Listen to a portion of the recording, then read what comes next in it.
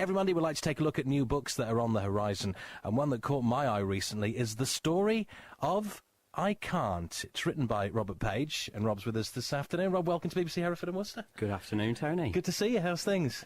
Very good, and you? Very well, thank you. And very busy as well from your point of view as well, because this book sort of landed on my desk, and I thought, first of all, is this a self-help book? And is that what this is? Yes, I suppose it's difficult to categorise it. It primarily was written to help people, so in that sense, yes, it is. If someone reads it, it is a self-help book. The bit where it's different is it's quite quick to read, and a lot of self-help books out there, you need to plough through and sort of take a couple of weeks off with depression in order to achieve anything from reading the books.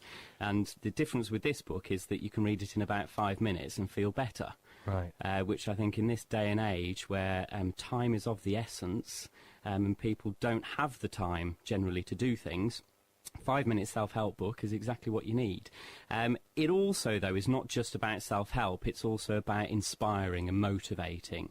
And sometimes all you need is someone to say something that instantly makes you feel better. And that's sort of what this book was written for, really. Right. The Story of I Can't is exactly to deal with those people who say I can't, which is where the title comes from. I can't seems to be a very easy way out of things, and I know I've been guilty of using the words I can't on a regular basis in the past. Of course, I don't now because I've written a book on how not to say I can't, so that's something I can't do. Oh, silly there, you see? It comes out all the time, doesn't it? Like a little gremlin almost. It does. And really what the book does is, through a quirky storyline and some wonderful illustrations, the book was illustrated by a very dear friend of mine, Julie, it explores how this character called I Can't goes through life, and then with the help of friends such as I Can, and opportunity, and also a friend called Fear, because we all have a friend called Fear, but sometimes fear doesn't necessarily help us.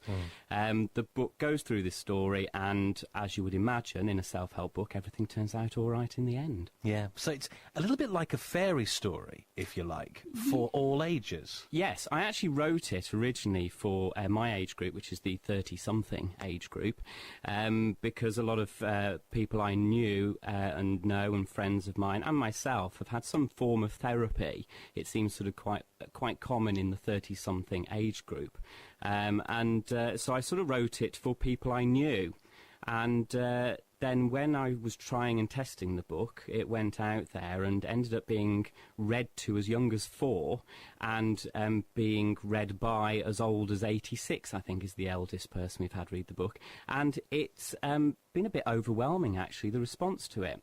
It seems to appeal for all age groups, and I really wasn't expecting that because I'd written it for my age group. And basically, it's appreciated by anyone who still has a child within them. The only people I seem to find who don't get it is the people that seem to have lost their child within. Yeah. Which is a little sad anyway. It is very sad. We all like to think we've still got that, don't we? Yes. What's interested me about the book was that we talked to many people here at BBC Hereford and Worcester who've had a life-changing decision to make, and that can mean that they maybe decide to take early retirement, and they want to do something with their time, but I can't gets in the way because that's the one thing that's just standing between them and their dream.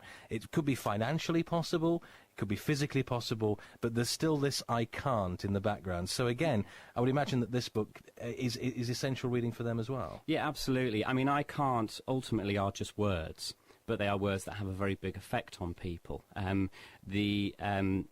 The writing behind the book, it's actually written using something called neuro-linguistic programming techniques. This is something that I qualified in a couple of years ago as a practitioner. And the whole point of neuro-linguistic programming is that by using specific words in a specific way, it can change the way you think and the way you do things. And so even though I can't is only words, I'm sure that people who use that feel it's far more of a barrier than just words.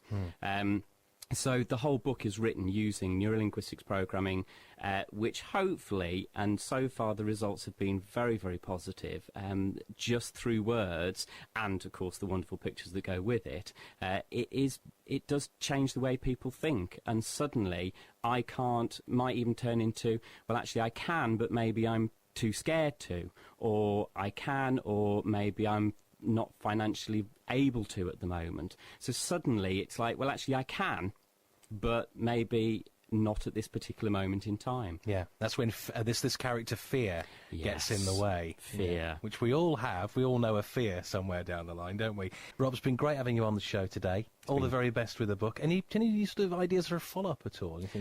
Yes, book 2 is actually already written and illustrated and ready to go. Can you give away the title? Are you going to keep that a secret? I'm going to keep that one a secret, okay. But hopefully there will be at least another... I'm looking at a range of 7 books total. Right.